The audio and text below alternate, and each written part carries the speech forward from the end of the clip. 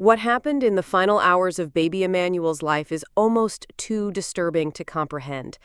Behind the doors of a house that looked ordinary, a story was unfolding that no one dared to believe, and even fewer tried to stop. Neighbors heard the cries, family members saw the signs, authorities received the warnings. Yet in those critical hours, the silence of those around him sealed his fate. And now, as new evidence and never-before-heard accounts emerge, the truth of what really happened inside that house is forcing the world to confront a devastating question. How could we let this happen? Emmanuel's death was not a single moment of violence. It was the final chapter of something much larger, a chain of neglect, addiction, and fear that went unchecked for far too long. Investigators described those last hours as chaotic, filled with shouting, objects breaking, and a baby's desperate cries echoing through the night. Witnesses say it was impossible to ignore, yet somehow everyone did. If you're listening right now, I want you to think about this. Had more people spoken out, had more people paid attention, this story might never have needed to be told. That's why spreading it matters. Make sure you subscribe and turn on notifications, not just to follow this case, but so that stories like Emanuel's can reach more people, more eyes, and more ears before it's too late for another child. As the timeline of that night becomes clearer, so do the failures. The father's addiction had been spiraling for weeks. He came home angry, intoxicated, and unpredictable. The mother, exhausted and afraid, tried but failed to shield her child from the chaos. Investigators later discovered messages between them, threats, desperate pleas, confessions of fear, words that now read like warnings etched in plain sight, but ignored until it was too late. The neighbors recall it vividly. One says they heard a crash, then silence, then the piercing sound of a baby crying. Another describes standing frozen by their window, listening to shouts that felt like they were shaking the walls. They didn't know what to do. They didn't want to get involved. And that hesitation, that moment of waiting for someone else to act, became part of the tragedy. The inside of the house tells its own story. A crib pushed against the wall, tipped furniture, shards of glass near a child's blanket. These are not just pieces of a broken home. They are evidence of the violence Emanuel was forced to live in every single day. Every room bore scars of conflict. Every object broken had a story behind it. And yet no intervention came. No one stepped inside to protect him. The truth is, what happened in those final hours was preventable. And that's what makes this case impossible to ignore. It raises questions that don't have easy answers. Why were the warning signs overlooked? Why did silence win over action? And who should be held accountable when a child suffers this much before anyone decides enough is enough? As new testimonies continue to emerge, the story only grows darker. Some details have been kept from the public until now, and what you're about to hear will shake you. These revelations are not just shocking, they demand accountability. And if you want to ensure the story reaches as many people as possible, subscribe now, share it, and turn on notifications. Because the more people who hear this, the harder it becomes for stories like Emanuel's to be ignored. What really happened inside that house during Emanuel's final moments is a question that will haunt us. The next layer of this investigation exposes family members who saw what was coming but remained silent, officials who received calls but failed to act, and neighbors who still live with guilt over what they didn't do. Each revelation pushes us closer to the truth, and each one forces us to confront a painful reality. Emanuel didn't just die. He was failed by those closest to him and by every system meant to protect him. And this is only the beginning. We continue our coverage tonight with new information in the case of Baby Emmanuel, a story that has gripped the nation and raised troubling questions about oversight, responsibility, and accountability. Authorities confirmed that in the hours leading up to Emmanuel's death, multiple disturbances were reported from inside the Harrow residence. Emergency call logs reviewed by our team showed that at least 2 neighbors contacted local authorities about shouting, loud crashes, and the unmistakable sound of a child crying. Records indicate those calls were acknowledged, but no unit was dispatched to the home that evening. That lapse now stands at the center of growing outrage. Investigators describe the home itself as evidence of long-term conflict. Photographs taken during the initial response reveal broken furniture, overturned chairs, and scattered household items consistent with violent arguments. In the middle of this, a child's crib, surrounded by damage and debris, serves as a haunting reminder of the environment in which Emanuel lived. Sources close to the investigation say Emanuel's father had a documented history of substance abuse and violent outbursts. Witnesses describe him being intoxicated on multiple occasions, his behavior erratic, his temper escalating quickly. One neighbor recalls a night where shouting carried through the block. You didn't just hear arguing, you heard a baby crying through it. That sound doesn't leave you.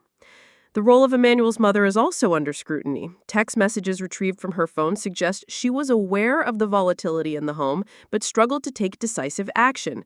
Phrases like, "I can't control him," and "I'm scared for us," paint the picture of someone overwhelmed, caught between fear and paralysis. The question investigators are asking now is whether her inaction, however rooted in fear, contributed to the tragic outcome.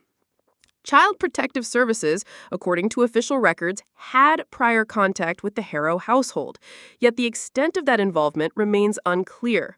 Requests for comment have so far gone unanswered. Advocacy groups are calling for full transparency, arguing that if the system failed Emanuel once, it's critical to understand how and why.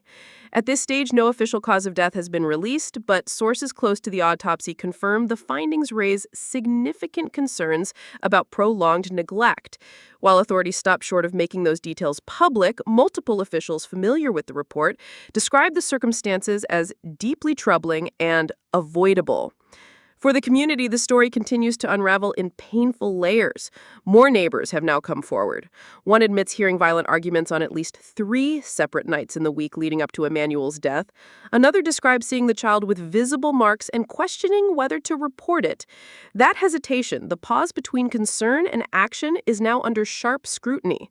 We'll continue to bring you every verified development in this case, and as more evidence surfaces, the timeline of baby Emanuel's final hours becomes clearer and more disturbing.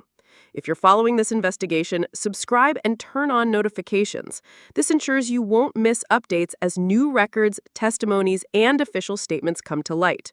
The investigation is far from over, and the revelations are only beginning.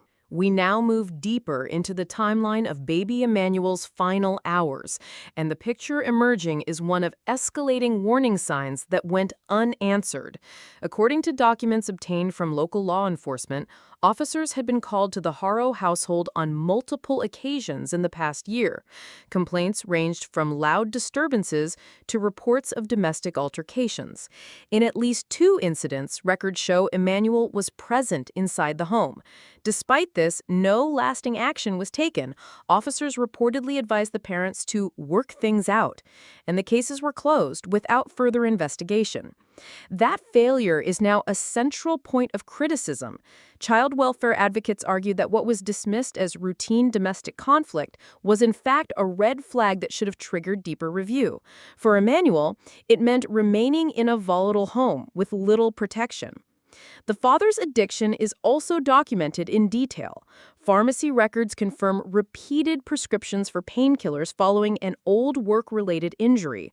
Those prescriptions, investigators say, later gave way to street-bought substitutes when refills ran out.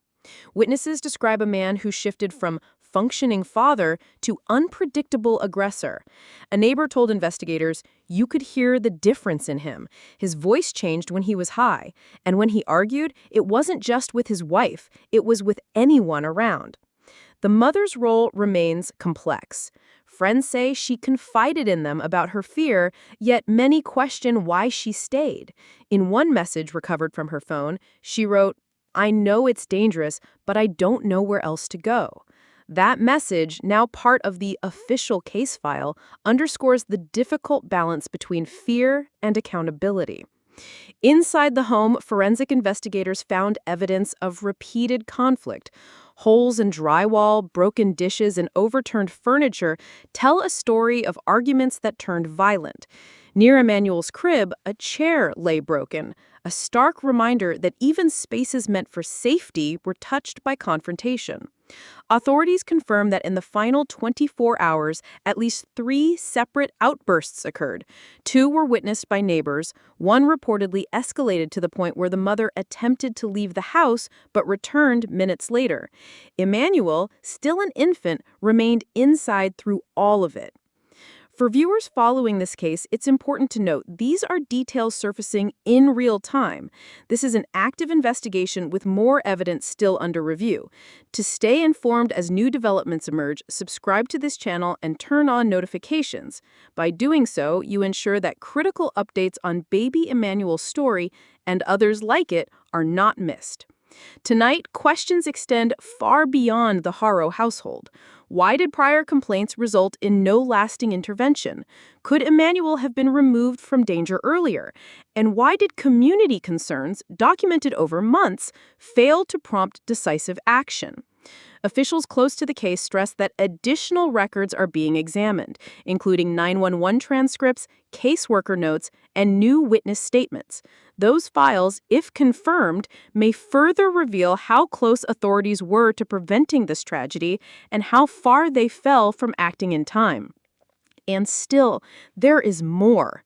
In the coming hours, we expect to learn of previously unreleased testimony from extended family members, individuals who say they warned about the risks Emanuel faced, but whose voices were never formally documented. Their statements could prove pivotal in understanding how the system failed a child who relied on it most. This story is continuing to unfold. Every detail adds urgency, every record adds weight, and every testimony deepens the call for answers. Stay with us. More voices are coming forward, and what they reveal may reshape the entire understanding of Baby Emmanuel's final hours.